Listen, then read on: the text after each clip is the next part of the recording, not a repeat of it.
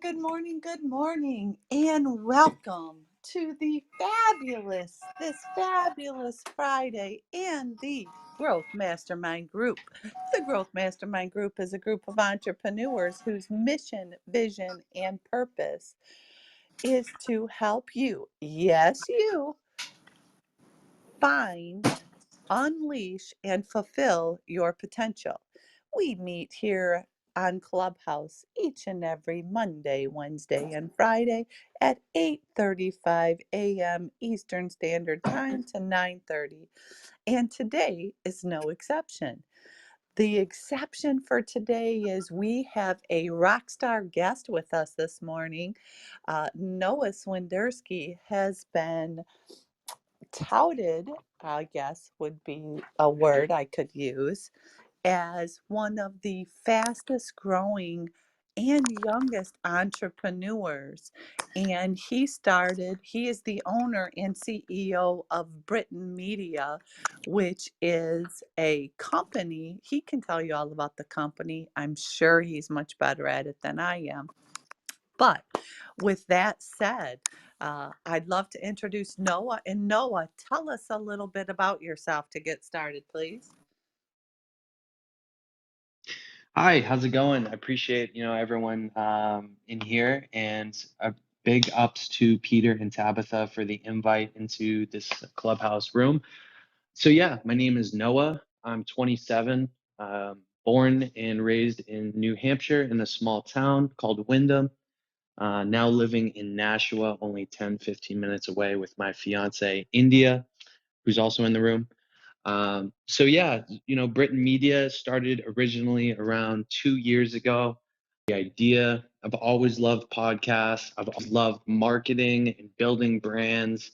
And I've also always loved audio engineering. So I combined all three of my passions into what is Britain Media. Our mission is to help as many people as possible, those people being podcasters. I'm so passionate about finding new ways and helping our current clients build massive podcasts. So what we do is we transform small podcasters into very, very large powerhouse podcasts. How do we do that? We do that through editing, marketing, web design, social media, promo videos, everything you can think about when creating a podcast. We do that. We have a staff for each segment of the company. And yeah, I mean, ever since then, we've been really taking off, especially since the pandemic. People always want to start a podcast. So I think it's really important that, we're there for them and that we're always available. So appreciate you guys. And yeah, that's a little bit about me and Brit Media. Awesome. Thanks, Noah. So, and when you kicked off the company, I think it's really important for entrepreneurs and those of you listening to the replay later on today. I think it's really important for entrepreneurs to understand when you kicked off Britain Media, you had a full-time job. Am I right? That's right. Yeah, no, I remember I was actually still living with my parents. I was trying to come up with ways. How do I better my situation? How do I get even larger and bigger and help way more people and be more connected? I think that's something me and you share, Tabitha, is we love being connected. I think, the more people, it's not necessarily what you know, it's who you know.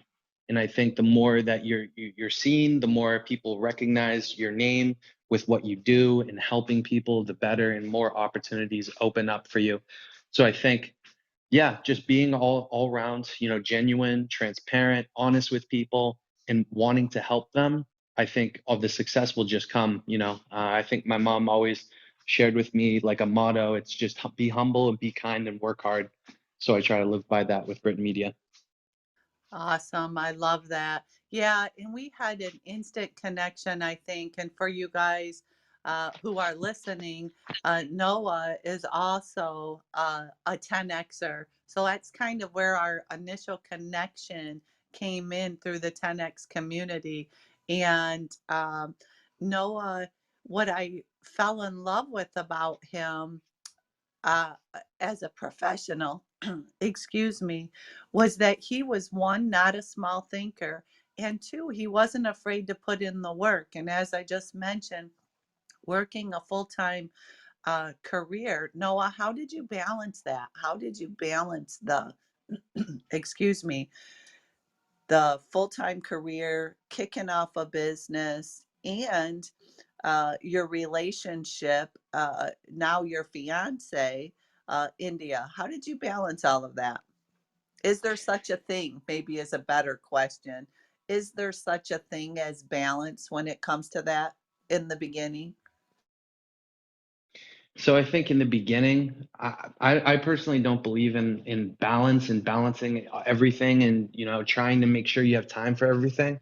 My mentality is you definitely have time for it. It's just a matter of just doing it. So I think it just comes down to execution. What no matter what it is, relationships, business, outside of work, even hobbies or other passions you may have, I fully believe you have enough time in the day to squeeze everything in and even do more. So even right now, like I feel like I'm doing everything I want to be doing, but I feel like I could do it on a much, much bigger scale. That's just who I am, and I appreciate you saying those words. We definitely are 10Xers and we dream big, and I think it's just in our blood and our DNA that no matter where you're at and where we're at scaling or growing or learning even, I think we can do it on a much larger scale. And even when we do, you know, become much, much larger, I'm always going to keep chasing that. So Yeah, I am in agreement. There is no such thing as balance. It's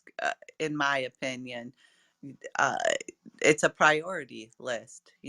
Put a priority list together and check it off as you go, and don't waste time, because I think too many people. It's so funny. You reminded me of this when we were talking about the clubhouse room today, and you reminded me, and I was like, oh, that's a grantism, I call them, when I said, hey, let's come up with a topic, and you said commit now, figure it out later, and I was like, that is such a grant thing.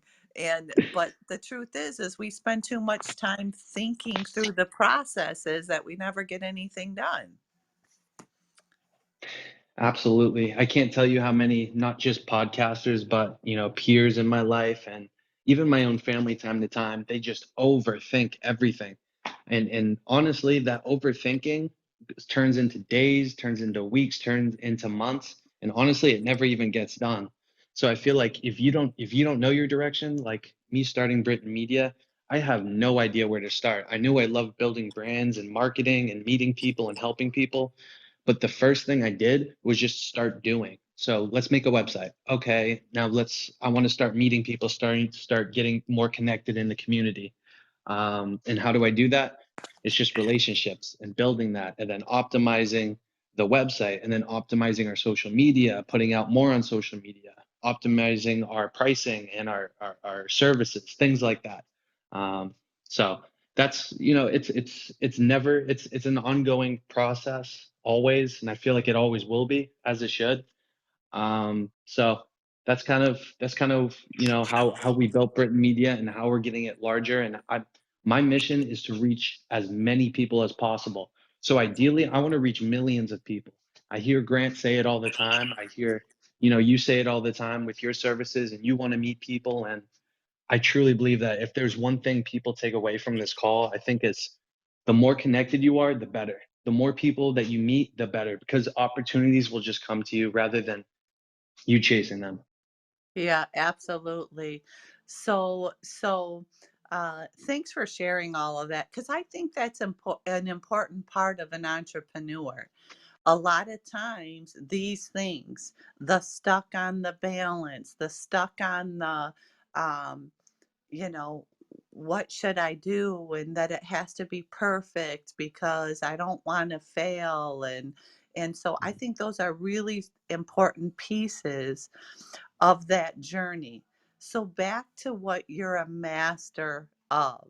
So many individuals you mentioned want to start a podcast. And in fact, I said to you, a few days ago, I said, I think I need to start a podcast. Maybe we need to get together. And you said, you do, absolutely. So if a person I want to go first, the individual who's thinking about starting a podcast.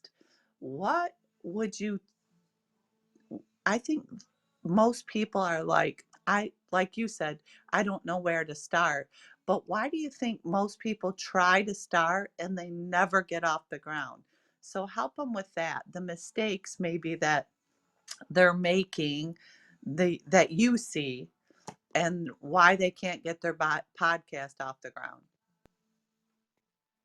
Yeah, no, you bring up a great point. I see podcasters fall left and right, and it just comes down to two main things, right? It's inconsistency, and it's also they're not clear on what they want. So say you're a brand new podcaster starting tomorrow, I would say write down, grab a sheet, grab a notebook, grab whatever, write down what exactly do you want from this.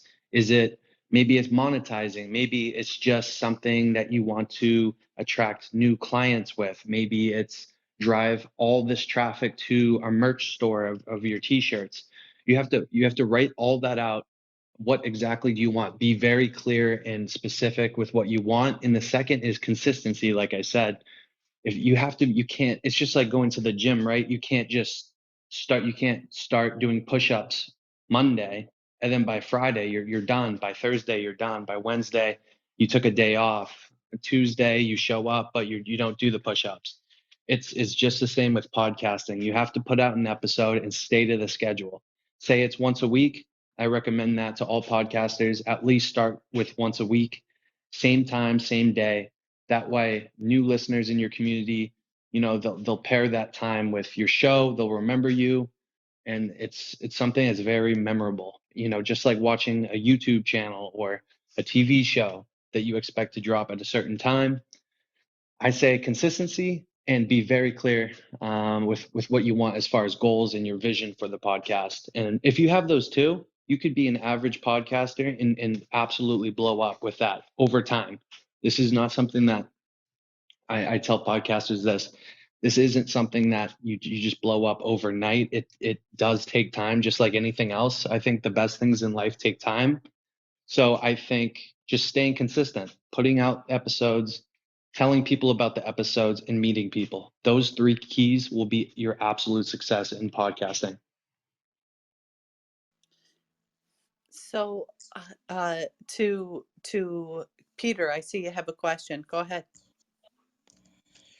I would like really to gonna be the difference that you're gonna make in your podcast, in your uh, journey to say like that from other people because well I always say like the stage is full, people are already having like a lot of, I'll say, competition there. How are you gonna differentiate yourself on this kind of competition, this kind of, I will say, very tough market, to make sure you're going to stand out and you're going to make a difference, with your podcast, to be able to get to that status of 6, 7 digits? That's a great question. Thank you for that. I think the thing that stands out the most to me hearing that question is you got to be where your competition isn't. And I wouldn't even say see them as competition. You want to own the space. And that's something I preach to podcasters before they even start. If you have a cooking show in California, it's about, let's just say sushi, for example, you want to absolutely dominate that podcast niche in your area. So I wouldn't say see them as the problem with you saying that is you're seeing them as competition. I would say be where they're not. So say they're not on Clubhouse doing these, say they're not on Twitter replying to listeners that want to learn more about cooking. I'd say be where they're not. And then also just be yourself, right? Because everyone's unique, everyone's different. They all have different characteristics. Be your true self and also be where they're not. And that comes back to what I said previously is be very clear about your podcast. What do you want out of it? It's obviously something you're passionate about. Maybe it's for your business, but be where people are not, do what people won't do, which is reply to on Twitter. Maybe 15 of let's just say 20 people that are in your niche podcasting don't do that. You're a very small percentage that is doing that. You're already going to be successful and you're going to shine just because you're being your true self rather than trying to, be like people you say that are quote unquote competition. Don't see them as competition. Don't even keep your blinders on. Focus on you. Focus on your podcast. And when you pair that with yourself, consistency and commitment and clarity, you're going to be so successful, and you won't even have to look at them. I love that, Noah. Thank you. Did that answer your question, Peter? 100%, 100%, absolutely. The last question, and I think it's such a great, I will say, you know, way of putting out. I always say that, there's not such a thing as a competition, just a way of you perceiving it. So I appreciate that. Just wanted to remind our audience, if you have a question and you're unable to speak, you can always use the icon at the very bottom left hand of your screen on your phone and type a question in the chat. We'd be more than happy to answer it for you.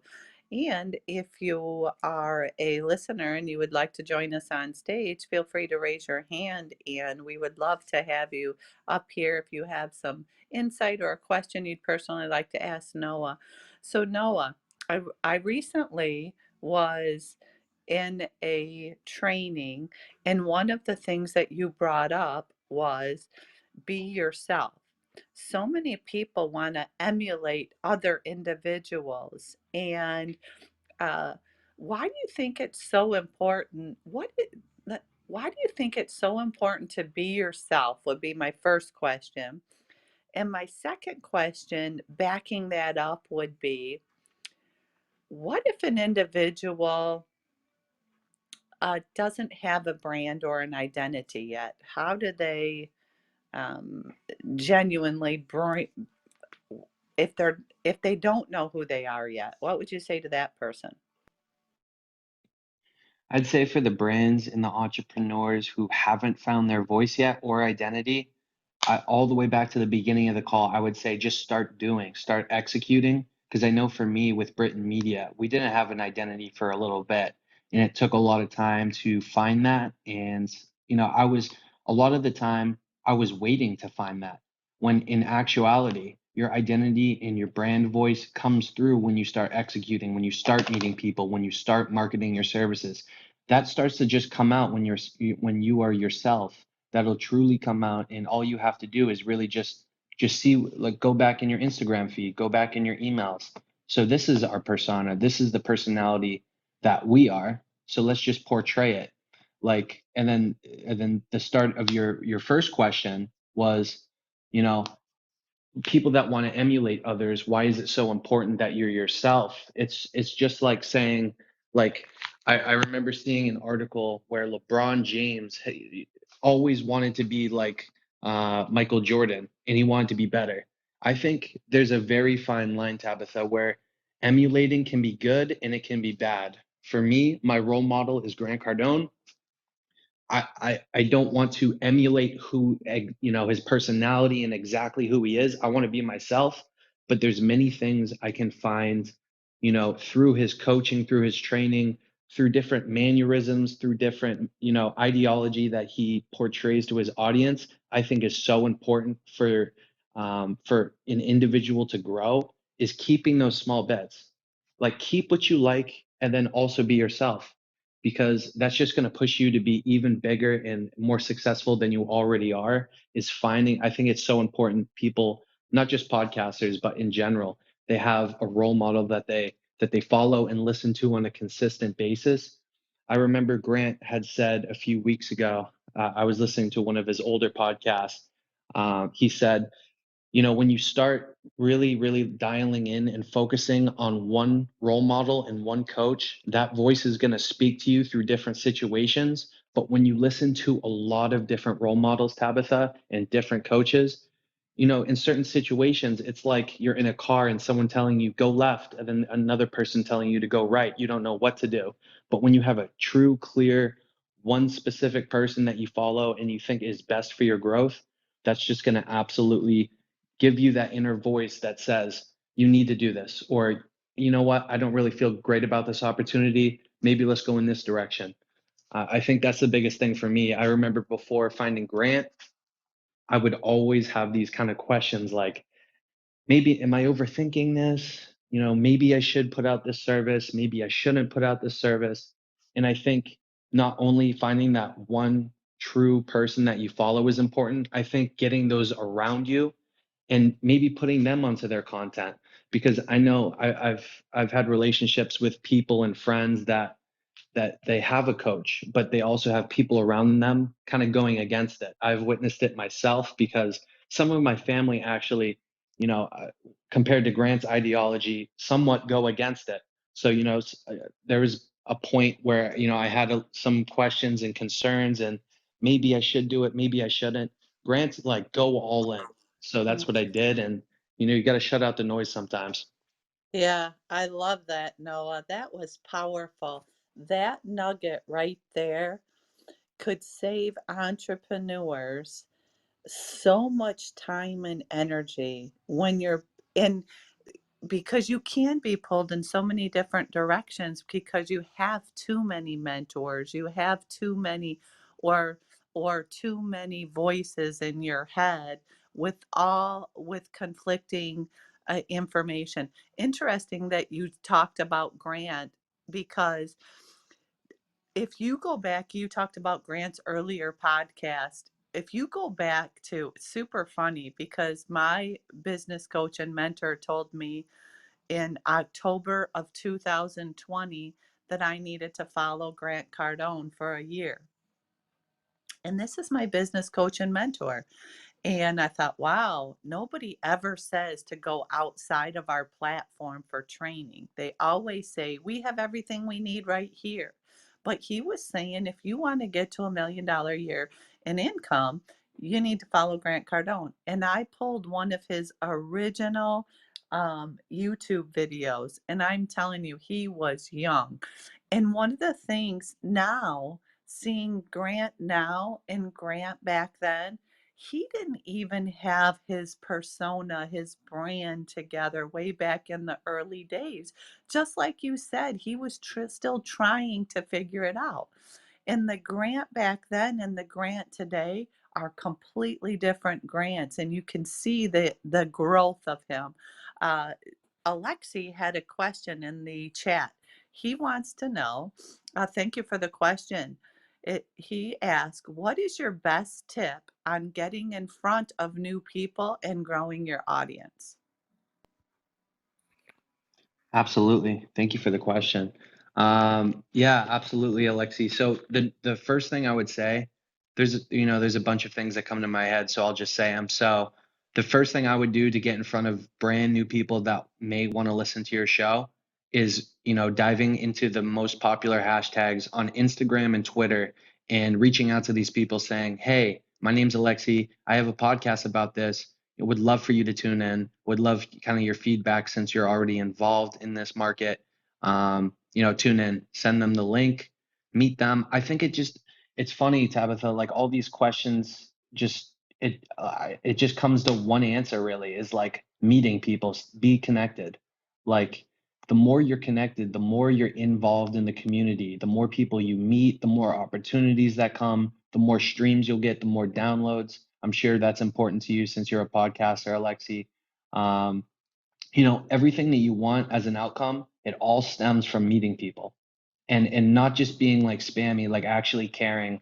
I think that's a very big point to make before I say this next part is it's just being extremely truthful, caring about the community. So I care about podcasters. So I listen to what are they struggling with? How can I help them?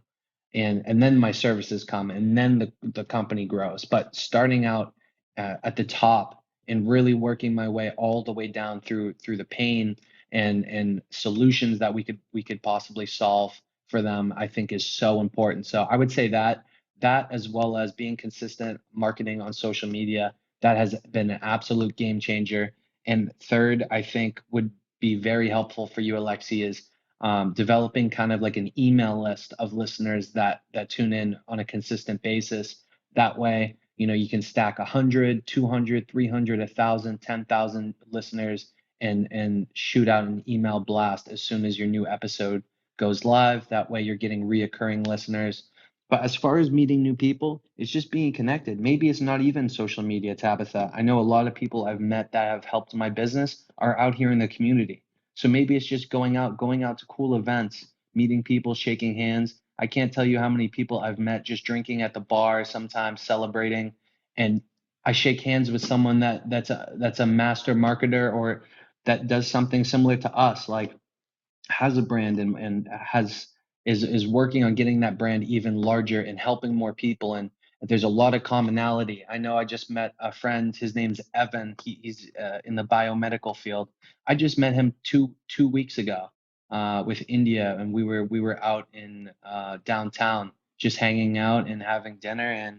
And yeah, and that connection's been extremely helpful because he wants to start a company and he has these talents that I have no idea, as far as biomedical, that's not the way my brain's kind of trained. So it's so awesome to be connected. I think just being as connected as possible and growing that. So that I hope that answered your question. Just meet as many people as possible and let them know who you are. Be yourself. Yeah, that was powerful. Alexi, please let us know in the chat if that answered your question or if you have a follow-up question. I'm coming to you, Peter. But Noah, I just wanted to share, you said community. So once a month, my office does a community event, whatever it is. So I'll give you an example. We built beds for kids who sleep on the floor. It's called Sleep in Heavenly Peace Organization, a nonprofit. I helped at our local fair uh, doing tickets, and just this past weekend, I was volunteering at a local event that um, that hundreds, thousands, I think the attendance is somewheres around 100,000 people attend this event over the weekend. And so I was volunteering bartending. Okay. Now, mind you, I put myself through college bartending. So I think I'm a pretty okay bartender. And just in that event, I picked up close to $1 million worth of investment clients. And I wasn't there to pick up investment clients. I was there to serve the community. But what happens, and I was sharing this with my office, what happens when you're networking in an event where people are actually relaxing versus working, there's a lot more conversation to be had. So that was a huge tip. I appreciate that. Over to you, Peter. Did you have a question?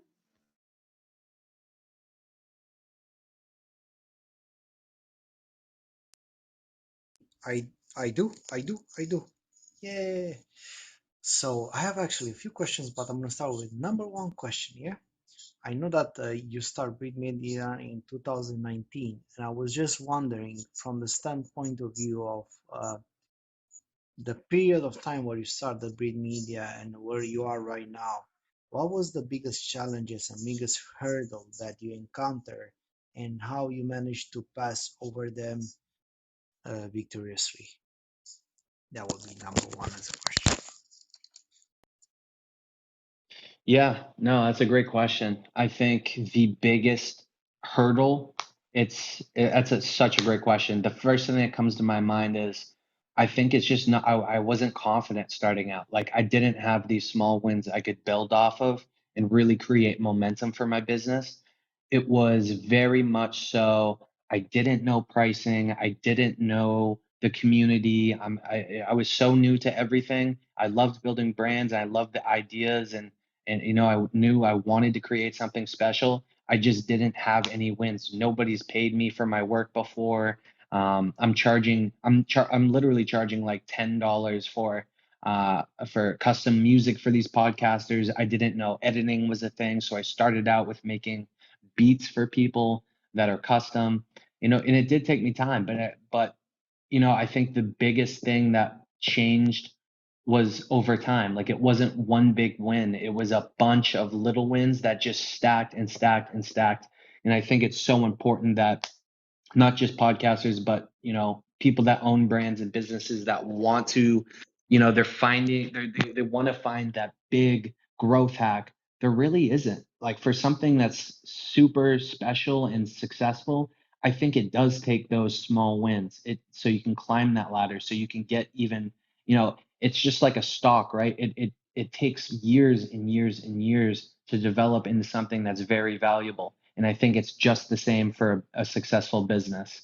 So to answer your question, I think my biggest struggle was not having confidence and not having small wins and not knowing pricing. I was, like I said, I was charging next to nothing. I started slowly, changing. Okay, maybe my price should be $100. Okay, maybe I should add this service and this service and this, because I'm hearing from the community that this is what they want. And I know I can provide that. So how do I provide that? I wrote out a business plan. I wrote out pricing.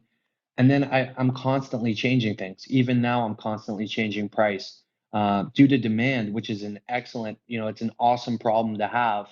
So I think it's something that's constantly changing, but from there to here, the biggest struggle was not having confidence. And how did I get through that? It's stacking small wins. So my first customer, my second, my 100th customer, my 1,000th customer, all of those wins give me so much confidence that, oh, I can do this, Peter. I can do this. I can change my prices now because I'm more valuable because I have expertise.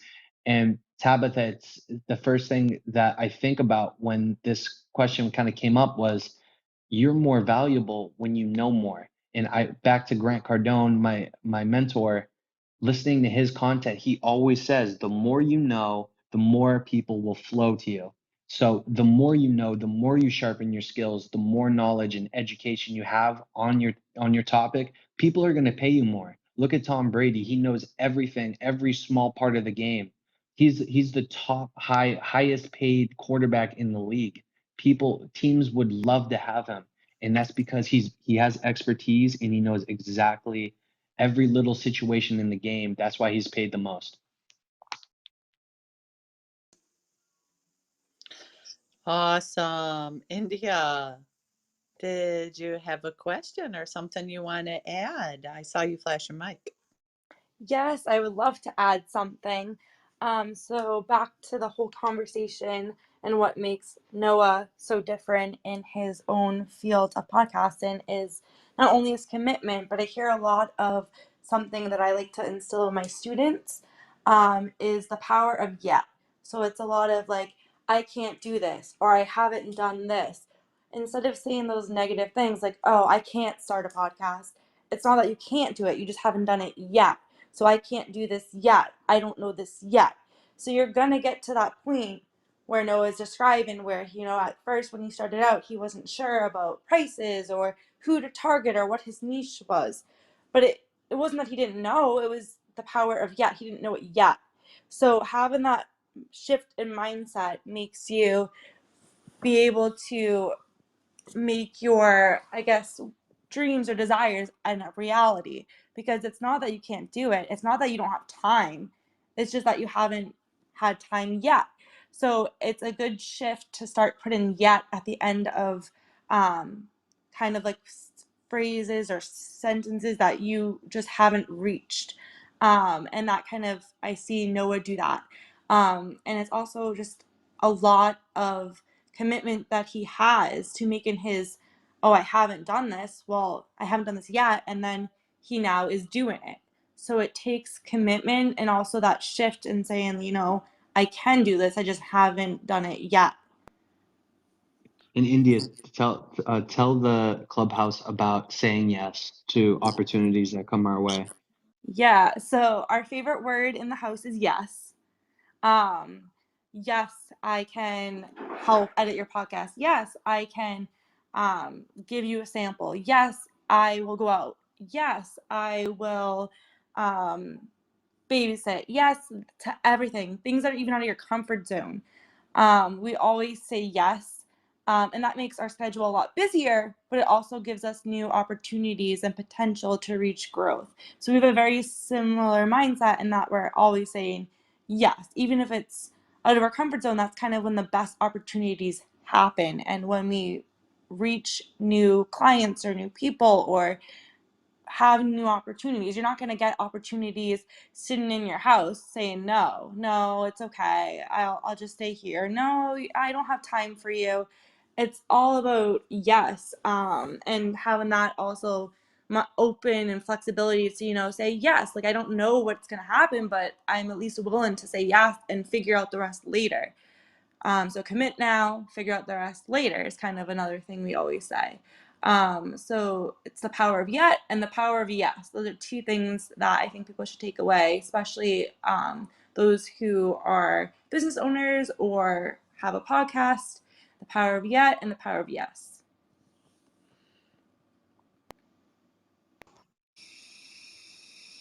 Amazing. India, that was powerful. I appreciate you showing up here. I'm not surprised, though. I am not surprised. But, Peter, before I go to your questions, I had one more for India because I think this is really important for the people who are going to listen to this replay. India, those individuals who have a partner and they're trying to grow their business, speak to them on how they get their partner support. And because I think it's real, I'm fortunate, and I think Noah feels really fortunate himself that my husband supports every dream I have, every vision I have. And and so I think I'm fortunate. Not everybody has that. So speak to them. How do they get that? How do they get their partner to come on board, not necessarily in business, but in support? What would you say to them real quick? Well, that's definitely a good question to ask, because those who have these high dreams or aspirations or are starting a business or working on their business, it's definitely a time consuming thing. We'll be out and have a phone call, or we'll be on a date and he has to leave early to go finish something. And it's not something that I'm like, oh, why are you doing this? It's more of like, I support you. This is something that I see you love. It's your passion. How can I help? And sometimes not only supporting him um, means to, help him, but it's more just to listen to his ideas. So whenever he has an idea, he kind of runs it by me. And I'm not giving him like, oh, you should do this or that. It's more of like, you know what, that's a really good idea. Why haven't you done it? And so I think to be successful in a relationship with someone who, not only works full time, but has a business on top of that, is to really look at it as something that he is enjoying, and I want him to get the most out of what he wants. So it's really, I'm not sacrificing anything. I'm just supporting him along. And at first, it might be frustrating to those who are in relationships and people who are just starting businesses, but there is a balance. It can happen. I know Noah said before, he makes it work. I see him working all hours of the day, waking up early, staying up late, but we still have priorities. We still have a list that things that are important do get done. We just got a puppy too, so that's another thing that we have to juggle, and we have made it work. I think it's really just supporting the person, and if you love them, you want them to reach their full potential, and vice versa. He supports me in anything and everything I do.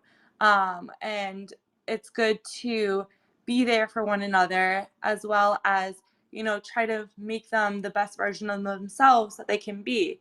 So when he runs ideas by me, I'm like, you should do that. I'm never like, oh, that I don't know. I don't like, it's always being positive for the person that is working hard, and also admiring how much he is the hardest worker I know. He works from the moment he gets up to the moment he goes to bed. And it's not something he hates, he enjoys it. And I see the joy from him. And I'm like, how can I be more like Noah? How can I be more positive? And it's just infectious. So, of course, it's very powerful to be with someone who does that. And if you're not in a relationship that they support you, or they think that what you're doing is too time consuming, I would honestly advise that maybe that's not the right relationship for you. Yeah, I'm total agreement. And in total, if a person's selfish about what you have in store for them, it's really hard. And eventually, you're not in alignment. Thank you for being here. Congratulations on your new teaching position, by the way. And for sake of time, Peter, I just want to make sure everyone goes on the Clubhouse and make sure you're following Noah. He's fairly new to Clubhouse, so let's increase his followers there. And then Peter, back to you for your questions. You put such an amazing question that my mind is gonna fade away, when I'm gonna start to ask. So, I better wrap myself a little bit more tight on the question and make sure I'm gonna be coming with more edge to select that. So the second question that is was from the first part. It's this idea that everybody wants to become a star, and everybody wants to become famous, and everybody is afraid to be on the stage. How you will advise somebody that will start at the beginning from the point of view of, I would say, the mindset, the way of to gear up, to be ready to become the star that they want to be, the star that they emulate, the star that they admire. And what will be the steps that maybe you took to be more confident into it? That's a great question. I think it comes down to self-awareness. You have to be very self-aware of who am I? I mean, what are things that I've done when I was little, or, you know, where is my mind at? Am I someone that loves to build businesses? Am I someone that loves to be on stage and singing to people? You gotta really dial that in. And if you want to be famous, that's so broad to say. I think if that's your target goal, I think that's not really realistic.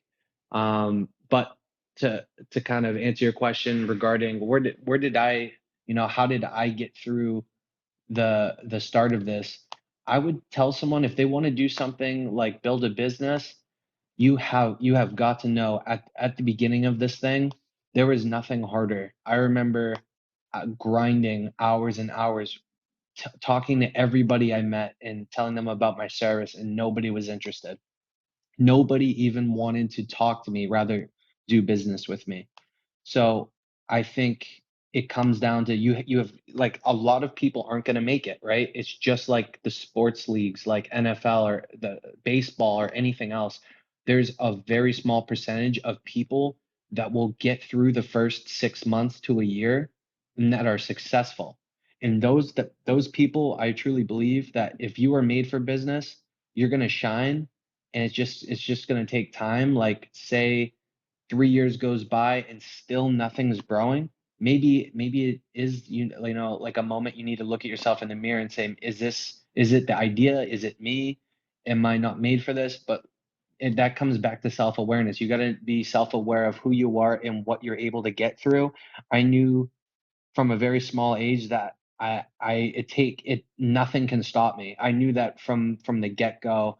Middle school, nothing can stop me. I know that any challenge that comes my way, I know I can get through it because I've been through the hardest stuff. Like, when it comes to business, it's not easy and not everyone can do it. And I think if you want to be known and be famous at what you do, I think, it is obtainable, like, to get known. If that's what you mean by famous, like, you can get known, but I think you have a higher chance of getting known if you know what you're good at and going all in and finding a mentor that's in that space.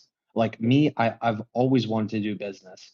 And now, it's not like I waited for anyone either to give me a business or give me an idea. I came up with what I love to be around. I love business. Let me make a business in this field that I love. And not one day has this ever felt like work, but at the same time, there's been hundreds of different challenges, like expanding a team, creating a website, pricing, staying up late to finish a session for a client that has to be due tomorrow morning. Uh, follow-up's a huge portion of my day. Right now there's 77 people that want to sign up this morning for our services. I have to go through all of them. Maybe some podcasts aren't the best fit for us. I have to have those discovery calls. We don't just say yes to everyone like we did at the very beginning. Now it's very much so we want to work with the best. We want to work with big podcasters. We want to work with small podcasters that have great ideas so we can make them big. But now we're at a point where we can do that. But at the beginning, it is so difficult. But if you can get through that, if you are a tough warrior when it comes to business and marketing and sales and just meeting people and loving people, you'll get through it. But like I said, there's a very high percentage of people that can't do that, as I'm sure you could attest to, Tabitha. Yeah, that was a great question. Did you have another one? Because I thought of another question as Noah was talking about that, Peter.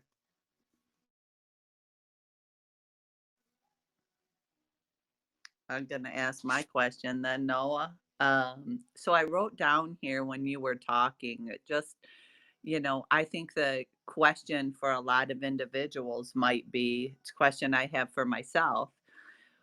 Is it better if you don't have a podcast, or you're just not out there doing those types of things? Is it better to start off being a guest on other people's stages like Grant talks about, or do you you know just start your own? What would you suggest to podcasters? Do they get known by being on other people's stages, or do they just start their own? That's a great question. Well, it depends if the person's comfortable and is confident, start yesterday.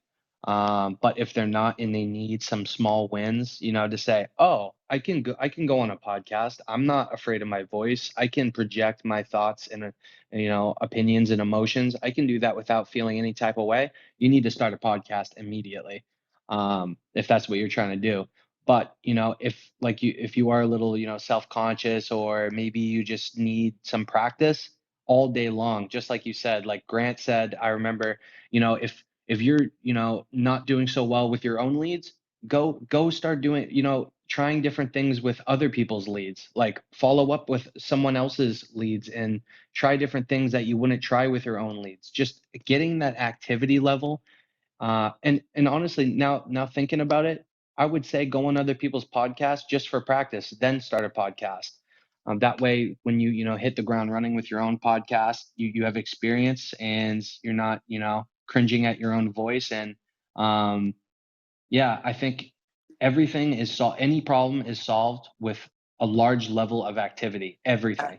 If you want more sales, if you want more revenue, if you want more clients, if you want to meet more people, you need to shake a lot more hands. You need to send a lot more emails, and every problem is solved with large amounts of activity. Yeah. Grant always says you don't have a people problem, you have an activity problem. So I love that. I love that. Peter, did you have another question? Go ahead. I was just wondering, I'm gonna ask a question that's more like a household question, It's like, we are successful, the business is thriving, 70 people they want to cut in. How are you gonna go around your household? How are you gonna be like, who's gonna do the cleaning of the house? Who's gonna be, because now you're both here, also Noah and India. So I was just wondering, from I would say back door, the doors are closed, and everything is like I was saying that from a different perspective, it's time to wrap up the business. How Noah and India family, it's going beyond doors to be successful also on that side, and how they manage to put their time in that service. And just a fun question for those people that are busy and they don't have time for nothing, to share some of those insights of the business, to say that. Yeah, so I'm just trying to, be on the same page. So what exactly was the question? Like, when do you know you need to wrap up? Who does the chores? Who does the chores? How do you manage the stuff around the house? Okay. Well, I think it's not who does it. I think you both do it. Because I see it, me and India's relationship very much like we're a team. It's not you do this, I do this, you stay in your lane, I stay in mine. It's very much like we do the same stuff. We do large amounts of activity. I've got her following Grant, so she is just an absolute beast. Once she mentioned when I wake up, I'm nonstop all day. She's the exact same way. We both hit the pillow the same time, and we feel very fulfilled in life because we don't balance. We do everything we want to do. If we want to go out to dinner and then send 1,000 emails and then do 100 calls and follow up with people, we do everything we want to do. And it's funny because we don't have like a stigma towards, oh, she does the chores, I do dishes, she does vacuuming. We all do the same stuff and we get it all done. And I think once, other people in relationships figure that part out, like you're a team, it requires the same amount of effort. You get everything done quicker because there's not like it's not up in the air. Like, does she know she does that? Does he know that he's supposed to do that? We just get it done. We get everything done immediately, and then you have more time to do stuff that you want to do. I know every morning, like this morning, me and her actually bring out like a little notebook on the island. I write down everything I want in the future. She does the same thing. And then, yeah, and then we reinforce it at nighttime. This is what I want. This is what I want. And it gets us pumped about life. Like as soon as we wake up and go to sleep, it's like it's gonna all these things that you want are gonna happen. It's just a matter of time, really, and what you're doing to get closer to that goal. So I think that's what keeps us really engaged and present and grounded in life is writing down these goals, knowing what we want, and being excited about it coming because it is coming. Amazing, amazing, India, amazing. do you have anything to add to that? Yes, I would like to add. So I'm in a place right now. We have this giant whiteboard where we write all of our kind of things that we need to get done around the house, and it's just kind of like we check it off as we do it. We are big into writing down things. If you write things down, you're more likely to complete it. And we kind of have talks together. We're like, okay, this needs to get done today, and then we kind of just decide who's gonna do it. It's not like, oh, you're doing more of the chore, so I'm going to do something else.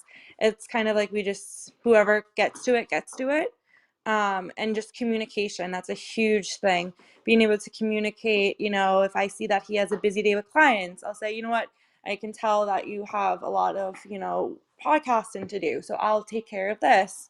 So it's really about kind of making some sacrifices too. If you see that the other person might be struggling or has a lot going on, you just kind of step up and take that responsibility. You do it for the people you love and care about, and we both never set each other back. We actually make each other better. So that's something very important to have in a partner, someone who stands by you and wants to see you do the best. And we do have a lot of the same mindsets. We'll eat dinner and we're listening to Grant. We'll wake up and we're watching the news. We're always trying to educate ourselves. So sometimes the best times that we have together is actually when we're getting things done and learning. So I was just going to add that. Amazing, amazing. And just because we're kind of getting out of time, and we want to make sure, like, can you tell us where you can find people can find more about you, and how they can reach out to you, and how they can get engaged with you, and what are the things that I would say they should definitely reach you with? What are the things that you can solve for your customer, that if somebody's in that, I will say, situation, definitely it's a good fit uh, to work together.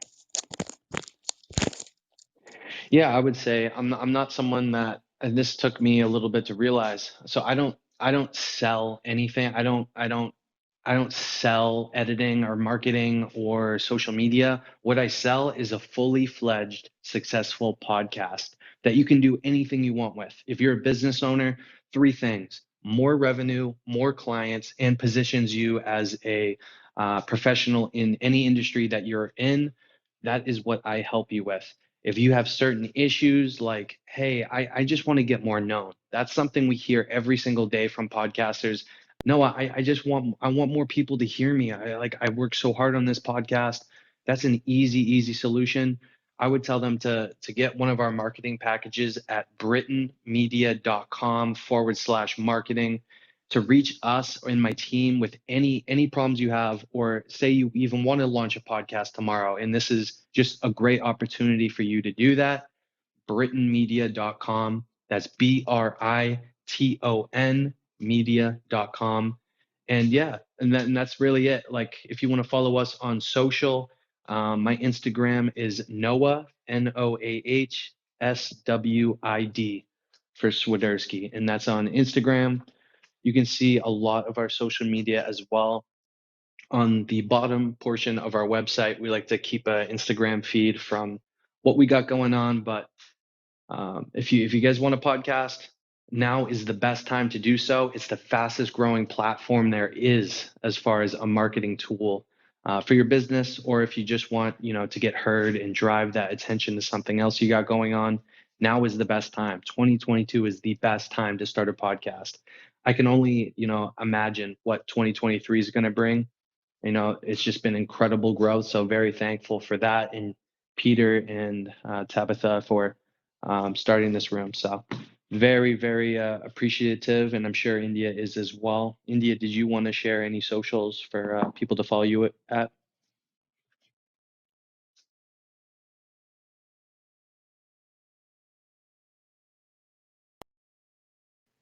Sorry, I was attending to the puppy.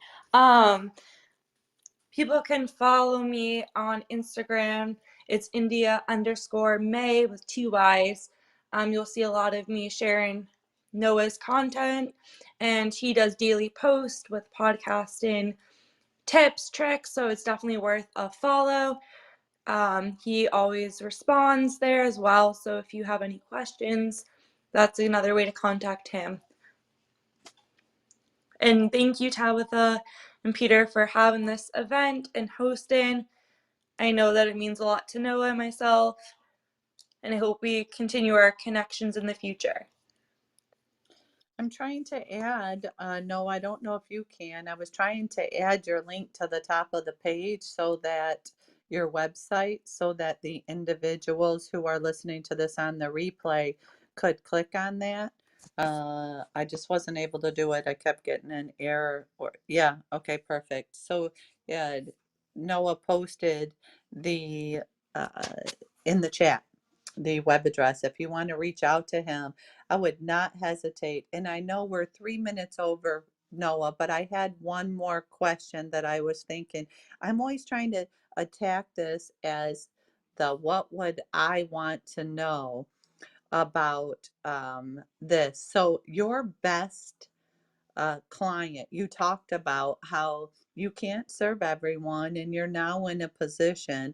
And I think that was gold, by the way, when you said that you don't always early on you had to take everyone as a client, and now you know who your client is. Talk to the person about that. Who is your client? Who do you serve best? So the individuals listening to the replay, or do you say, you know what, schedule something, a discovery call, and we'll identify whether or not you can serve them and their needs. As we wrap up, what would you say to that, Noah? Yeah, I think a lot of it comes down to we need to have a discussion. What I look for in working with a podcaster is, even if you're brand new or a small podcaster or a big podcaster, I look for the same thing. It's, are you clear about who you are and what you want? So, the ideal customer is someone who has, quote unquote, their stuff together. So, you look for, a podcaster that has everything together and managed, and they're already doing, in an ideal world, they're already putting out really successful results as far as listeners, streams, which means there's a clear need in the market, whatever that may be. That just, I think that's the number one client I look for, is someone that's consistent, if they listen back to this episode, I think it comes as a consistency, someone that's committed on the podcast, putting it out constantly and engaging with the community. I love working with podcasters who are already having conversations with listeners that may be interested. I like to think of it more as I love when people don't necessarily claim themselves as professionals in their field. I don't claim myself as, the master of podcasting.